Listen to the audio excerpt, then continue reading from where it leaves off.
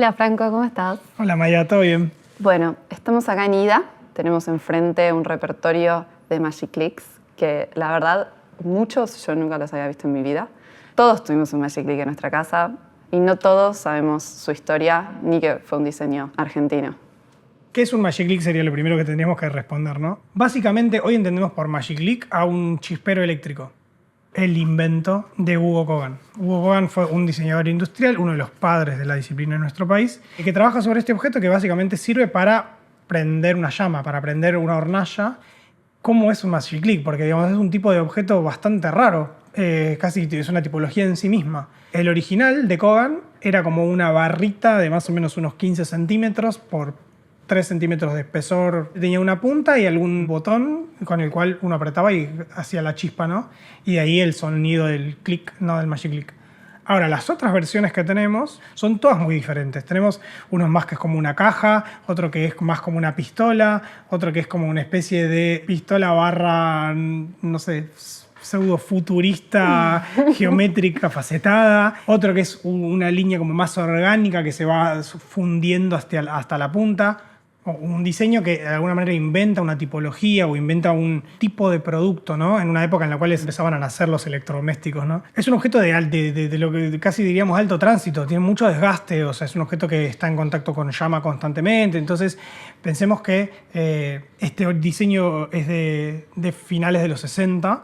Entonces, obviamente, su desgaste y el uso ha hecho que se fueran perdiendo. Y hoy en día es muy difícil encontrar un Magic Click original. Sí, y es de uso cotidiano y la gente por ahí que lo estabas usando en tu época y no es que lo pensabas por ahí, tengo esta pieza de diseño, la tengo que guardar para mis futuras generaciones o lo que sea, era un objeto completamente funcional.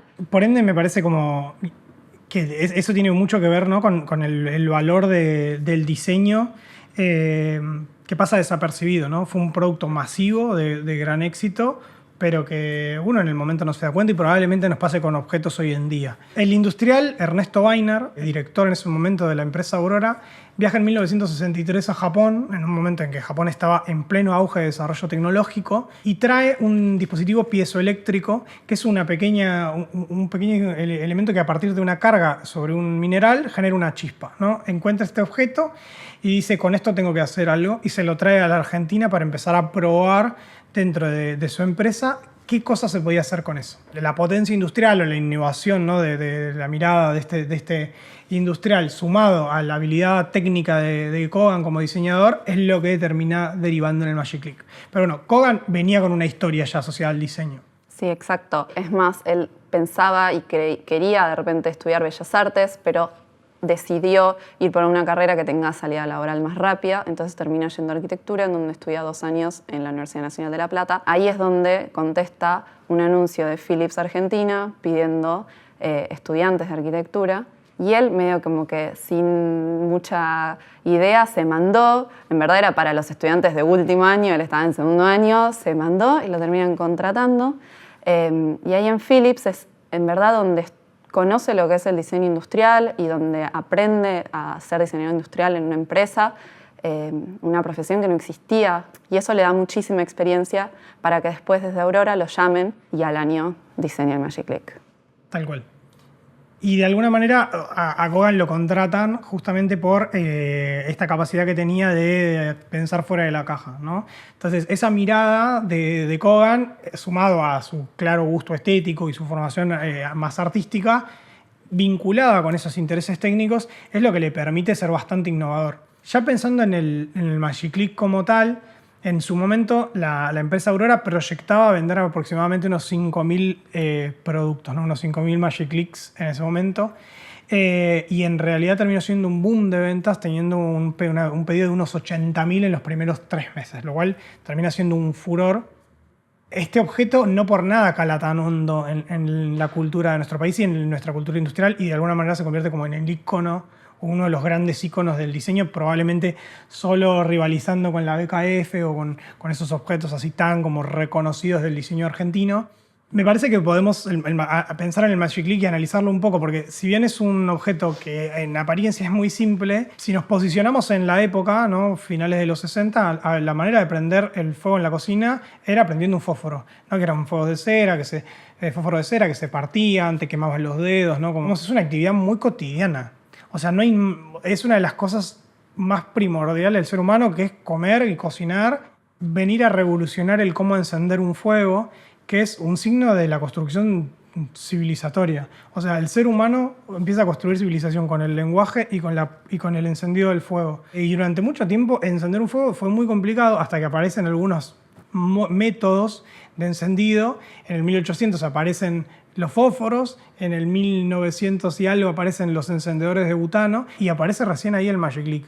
Me parece que está buenísimo hablar un poco de la estrategia de marketing y venderlo un poco con que duraba 104 años, una cuenta que sacaron porque la industria en donde lo compraron en Japón les dijeron que tenía 950.000 disparos y calcularon que si hacías 25 disparos diarios te daba 104 años, entonces era esta idea de que también es un objeto que te va a acompañar toda tu vida. Está asociado a un desarrollo tecnológico a partir de un material del cual se descubre una propiedad mecánica nueva, que es un mineral que al ponerle una carga eléctrica genera ese chispazo. Y hay muy pocos objetos o productos que manejen como esa misma línea, ¿no? Está como cercano a la innovación en materiales en ese sentido, pero al mismo tiempo es una piedra, digamos. Pero sí, tal vez podemos analizar, si querés, un poco de cómo es ese objeto, qué características tiene. Sí, porque como vemos acá en la mesa, hay algo que cambia mucho entre el primer Magic Click, el segundo y después los que le siguieron y los que conocemos hoy en día, que es esta separación en los posteriores del mango, la manija, en donde uno agarra, y después caño de metal en donde se dispara la chispa o el fuego después. El segundo modelo más conocido del Magic Click, que es esta versión que tenemos acá, que es prácticamente idéntica, es una reducción un poco en el tamaño, en ese volumen, ¿no? Pero que tiene con la característica muy particular de parecer un arma, ¿no? Este diseño lo desarrolla en realidad el departamento de diseño de Aurora, ¿no? Hugo Kogan entra como director del departamento, él hace el diseño del primer Magic Click y este ya está como más a nombre del departamento y Hugo no era muy fanático de este diseño justamente por su carácter un poco más bélico. Pero bueno, seguramente había una intención un poco más lúdica, ¿no? En ese sentido. El primer diseño, como habíamos mencionado, es del 68, este es del 70, y claramente conserva prácticamente los rasgos fundamentales de lo que hicieron el otro un éxito, pero agregándole como esa función un poco más divertida. Si le sumamos el hecho de que estoy usando guantes de nitrilo negro, si lo tengo agarrado así, parece que estoy un poco en una película de James Bond para ambientarme como en la época. Pero bueno, también obviamente vemos la marca Aurora, ¿no? Muy presente, pero que eso es algo que va a cambiar, ¿no? En los siguientes modelos que vamos a ver. El éxito del Magic Click y el nombre que le colocan termina superando incluso al mismo objeto o a la misma marca Aurora, ¿no? En el sentido de que se vuelve tan conocida la palabra Magic Click que termina derramando en otro montón de objetos. Sí, hoy en día hay una cantidad de chisperos que no son marca Magic Click y lo nombramos Magic Click. Quedó ese nombre por la eternidad y ya pasó a ser una tipología. Te estaba mirando con esto en la mano y me parecía interesante que este que tenés acá se puede ver claramente, ya de un lado como más técnico, la separación de las dos carcasas de plástico inyectado, cómo se unen acá en el medio, que a mí me daba intriga ver si era eso, que eran dos carcasas, y claramente acá se puede ver la separación. Que bueno, para ese momento era súper novedoso el tema del plástico y la inyección. Totalmente, y seguramente lograron como, a partir de los siguientes modelos, darse el lujo de evolucionar un poquito más o de explorar más un poco la cuestión morfológica. Pero antes de pasar a eso, me parece que está bueno como mencionar que para mí el Magic Click, si bien es un objeto muy minimalista, muy asociado como a esa progresión del diseño moderno, hay un pequeño atisbo de algo conceptual asociado como a la magia, ¿no? La idea de generar una chispa de la nada para el momento tenía como una connotación medio mágica. En el hecho de que es medio como una varita, ¿no? Medio varita mágica, ¿no? Uno piensa en una varita mágica genérica y tiene un palito negro con la punta blanca y esto era un palo negro con una punta plateada. Hay una asociación ahí que Espero Kogan no me tire un rayo, pero digo, me parece muy interesante y si bien no tenemos un registro de eso, creo que es un pensamiento válido. La verdad que para esa época, tomando en consideración que era un producto que estaba enfocado y el usuario principal eran las mujeres, porque la realidad es que las personas que estaban cocinando en los 60 eran las mujeres, todo el marketing, toda la publicidad era un poco apelando a eso. Hay una publicidad que es como muy emblemática, que está Gloria Carrá de chiquita y termina la publicidad y hay una voz en off masculina que dice las mujeres brillantes usan o regalan Magic Click. Hay otra que es como súper arrogante que dice si el Magic Click Aurora no enciende en el primer intento es porque tu llave de gas está apagada, ¿entendés? Parte también de su éxito en el momento es que tampoco era, o sea, era un objeto novedoso, pero tampoco era un objeto sumamente caro y entonces lo hacía el regalo perfecto. Entonces, hablando un poco de las estrategias de marketing, ya directamente las cajas en donde te lo vendían venían como con el moño de regalo como casi impreso y la publicidad te ponían solo la caja de regalo. Entonces se volvió un regalo muy popular en el momento. Tomate regalo de un Magic Click, ¿entendés? De alguna manera está como asociado a ese rubro de electrodomésticos, objetos de cocina, ¿no? Está en un lugar medio intermedio, medio extraño, como, no sé, que podríamos pensar un abrelatas o ese tipo de objetos de una tipología muy particular y que de alguna manera se volvió como muy esencial para ese contexto. Incluso Kogan cuenta entre sus anécdotas que él después termina diseñando un piecito y un elemento como para poder ubicar el Magic Click, porque después era muy parecido al control remoto. O sea, ¿dónde está el Magic Click? Necesito el Magic Click, ya no puedo encender la cocina porque no tengo Magic Click. Y bueno, eso también deriva un poco en el hecho de que su éxito representaba el hecho, o estaba asociado al hecho de que tenía una función muy básica. Y también eso implicaba que tenía necesidades muy mínimas en términos de diseño, más que la ergonomía, más que el uso, más que el reconocimiento. Pero una vez que todo eso estaba saldado, lo morfológico podía convertirse en casi cualquier cosa. Entonces, el departamento de Aurora, en donde también estaban Héctor Compairet y Carlos Garat, empiezan a desarrollar variaciones del Magic Click. El Magic Click se convierte un poco en una marca y empiezan a aparecer multiplicidad de productos a lo largo de los 70, ya explorando otras morfologías, otros colores, algunos que uno podría pensar como... acá tenemos uno que es prácticamente un prisma rectangular extrudado con una pastilla. Tenemos acá uno que tiene el botón o el clic en blanco con el resto de la carcasa en rojo y el otro con la carcasa en blanco y el botón en azul, que es lo más antiergonómico del mundo, ¿no? Es rarísimo porque uno diría que habiendo tenido todas las tecnologías del plástico y la inyección y las posibilidades como ergonómicas que te daba, se fueron a un lado casi cubista.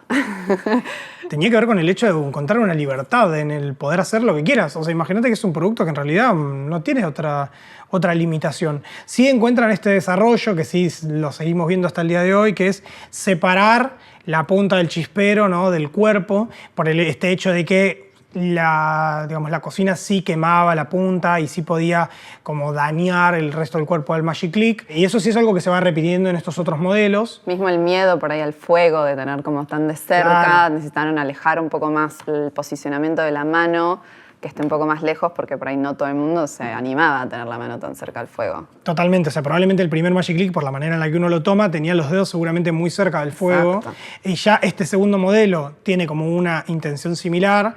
Pero bueno, tiene esta cuestión por ahí un poco más bélica, igual también la posición del dedo, ¿no? Eso también estaba como un poco más arriesgado, pero esas variaciones de a poco como, ¿no?, podemos ir construyendo casi una semilínea de tiempo. Sí, la marca ya acá va a Magic Click, a diferencia de esta que era Aurora, esta ya es Magic Click y dice Industria Argentina de manera muy orgullosa.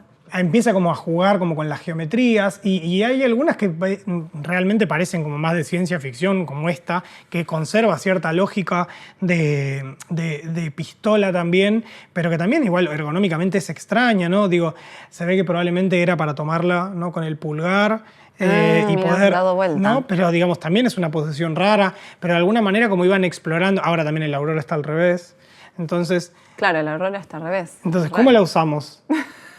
¿No? Ahí todo lo que Hugo hizo al principio, que era como, síntesis. Esto es re fácil, síntesis, apretás un botón y ya se fue un poco Pero bueno, digo, también, qué sé yo, al ser algo tan simple como mecánicamente, les permitió este tipo de exploraciones, decir, bueno, ahora cómo podemos jugar con las formas, cómo hacerlo más atractivo y que la gente los siga queriendo comprar. O sea, que quiera en vez del anterior, porque también tenés ese problema. Si te dura 104 años, ¿entendés? Aurora, si no, vendió ya, le vendió una generación, ¿viste? Y ya está, y quedó ahí. Y se me terminó el mercado, exactamente. Claro. Entonces terminan convirtiendo, o sea, buscan, se ve, convertirlo en un objeto de deseo en donde aparece esta cuestión del styling también, ¿no? En donde el objeto ya no es obsoleto por sí mismo, sino es obsoleto por una cuestión de tendencia, ¿no? Una cuestión de morfología, de color. Seguramente en algún momento hemos charlado, por fuera del marco del podcast, hoy en día, lamentablemente,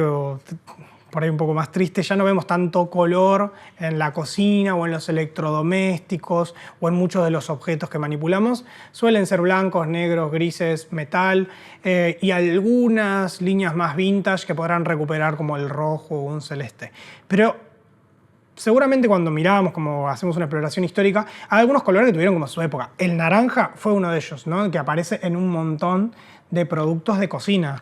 De repente todos los productos de las cocinas eran naranjas, todas las cocinas eran naranjas. Me hace acordar a la cafetera de Atma. Tal naranja. Cual.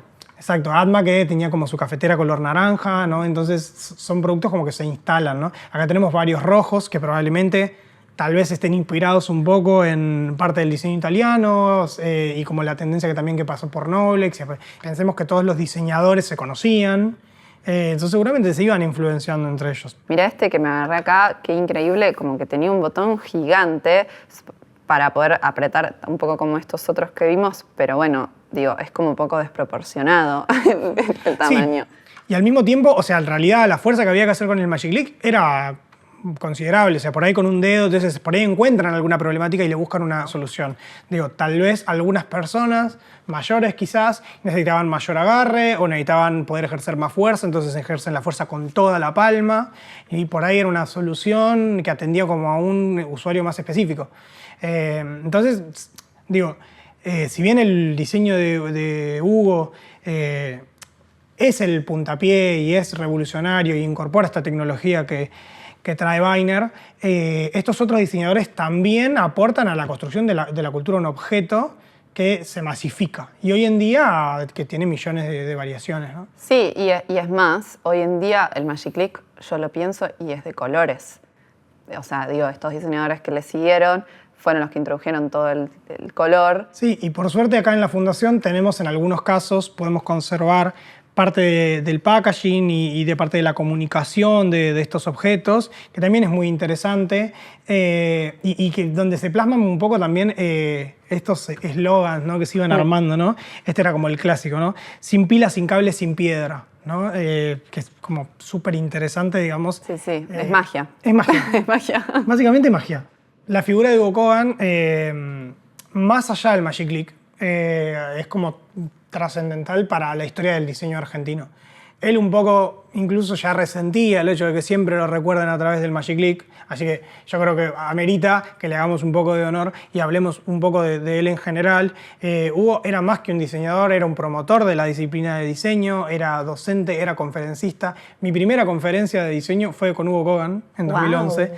El primer como diseñador que escuché en mi vida fue Hugo Kogan. Me acuerdo que fue realmente revelador. Yo estaba en primer año de la carrera en la Universidad Nacional de Mar del Plata y el tipo con sus 70 y pico de años te dejaba, o sea, te rompía cualquier tipo de esquema que tuvieras, ¿no? Y conservar esto hasta muy, muy grande, lamentablemente lo perdimos en 2023 a Hugo, no es un dato menor. Pocos diseñadores se siguen jugando como o sea, porque se juega el prestigio, digamos, ¿no? O sea, además, Hugo formó parte de una generación un poco dorada del diseño argentino, en donde estos como Roberto Napoli, como Julio Colmenero, que estaban en el medio de la industria o el desarrollo de la industria electrónica, y Hugo hizo de todo, hizo televisores, hizo radios, hizo relojes, hizo tantos productos, él mismo decía, que ya después de un tiempo, salvo los que la gente no te deja olvidar, como el Magic Click, te los olvidás, porque diseñó tantas cosas. Entre ellos tenemos un hermoso televisor que hizo para Tonomac acá dentro de la colección, que es del 79, es un poco posterior a los diseños de Napoli para Noblex, pero que continúa con esa línea y le pone su propia impronta un poco más tecnológica. Trabaja con Ricardo Blanco en la introducción del posmodernismo en la Argentina. O sea, realmente termina siendo una figura que es como mínimo inspiradora. O sea, es todo lo que uno quisiera hacer como diseñador, Hugo Kogan. Tuvo una carrera que la envidio un montón. Hugo, tirame un laburo, ¿viste? Como, ¿por qué? Seguro. Y porque, a verte, ¿viste? Te pones a pensar y todos los diseñadores le tenemos que tirar un gracias, ¿viste? Porque sin Hugo, la verdad que no, la mayoría, no, primero no tendríamos una carrera de diseño industrial acá en Buenos Aires, y mismo, bueno, todo el legado visual y de diseño que ha dejado y que nos inspira a todos diariamente. Y hasta el día de hoy nosotros lo hemos usado en sus variantes y probablemente todas las generaciones que vengan también, ojalá. Ojalá que no nos reemplace toda la cocina de gas. Sí, sí. Ojalá que no se vuelva todo tech, pero digo, eso es increíble si lo pensás, porque es muy distinto diseñar algo que tenga un uso diario de manera como de 25 disparos por día, que es un montón, a diseñar algo que por ahí, no sé, te sentás una vez por día o, viste, como algo que se usa cada tanto, que lo tenés de decorado.